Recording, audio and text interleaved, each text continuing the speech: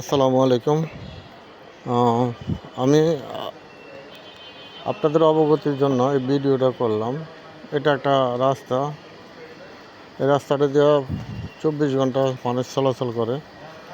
অবশ্যই এই রাস্তাটাকে কেটে এইভাবে ফেলে রাখছে। গাড়ি ঘোড়া চলতে পারতেছে না, মানুষজনের খুব কষ্ট হয়।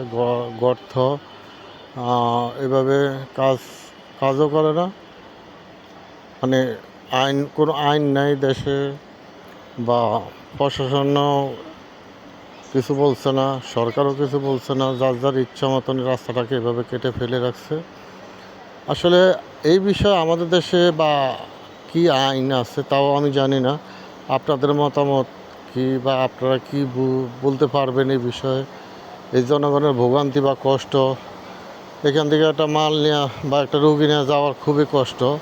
একজন রুগী বের করে মেডিকেলে নিবে ইমার্জেন্সি, তার কোনো অবস্থাই নেই। রাস্তার এমন কন্ডিশন দেখেন, মানে বিশাল লম্বা রাস্তা। এতটুকু রাস্তা একটা রুগী কীভাবে পারাপার করবে ইমার্জেন্সি?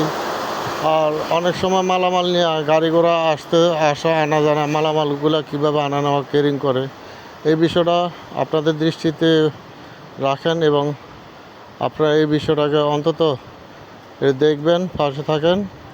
আর ভিডিওটা যেন প্রশাসনের বা সরকারি কর্মকর্তাদের চোখে পড়ে, বিষয়টা একটু সবাই একটু হেল্প বা শেয়ার করবেন। ভালো থাকেন, সুস্থ থাকেন। ওই দেখেন কীভাবে গাড়ি আসতেছে, কত কষ্ট করে গাড়িগুলা। একটা হুন্ডা নিয়ে যাইব, তারও কোনো ব্যবস্থা নাই দেখেন। তো ভালো থাকেন, আল্লাহ হাফেজ।